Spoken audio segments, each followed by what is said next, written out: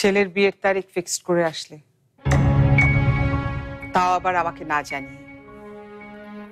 আমাকে লুকানোর কি দরকার ছিল আজগর? বিরক্ত হচ্ছে আমার কথা না? ভাবছো এরই মধ্যে আমি কিভাবে টের পেলাম?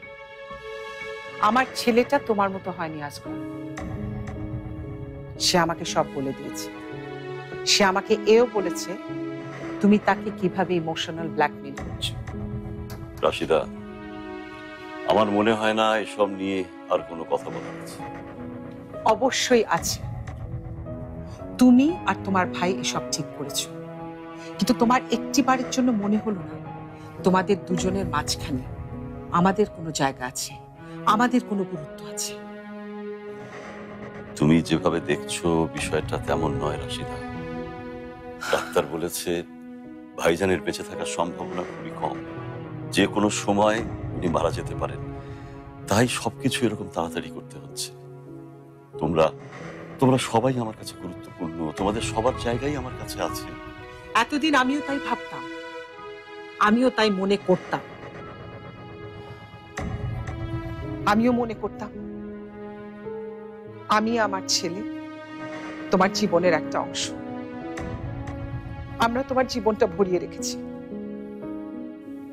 কিন্তু না, আজকে আমার মনে হলো তোমার জীবনের সবচেয়ে বেশি গুরুত্বপূর্ণ তোমার ভাই আর তোমার ওই ভাইয়ের মেয়ে। আমি আমার ভাইজানের শেষ ইচ্ছা পালন করছি রাশিদা। একজন মৃত্যু পথযাত্রীর জন্য জীবিত মানুষকে কবর দিচ্ছ। একজন মরতে যাওয়া মানুষের জন্য জীবিত মানুষ, তাও আবার নিজের ছেলের জীবন নষ্ট করছো। এটাই তোমার বিচার? এটাই তোমার বিবেক? কারো জীবনই আমি নষ্ট করছি না রাশিদা। তুমি তোমার ভাইয়ের প্রেমে অন্ধ হয়ে গেছো, তাই কিচ্ছু দেখছো না। তুমি আসলেই তোমার ছেলের জীবনটা নষ্ট করছো।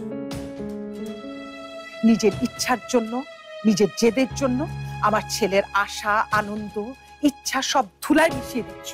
ঝুমুরের সাথে ফারহানের বিয়ে হলে ওর জীবন কখনো নষ্ট হবে না রাশিদা।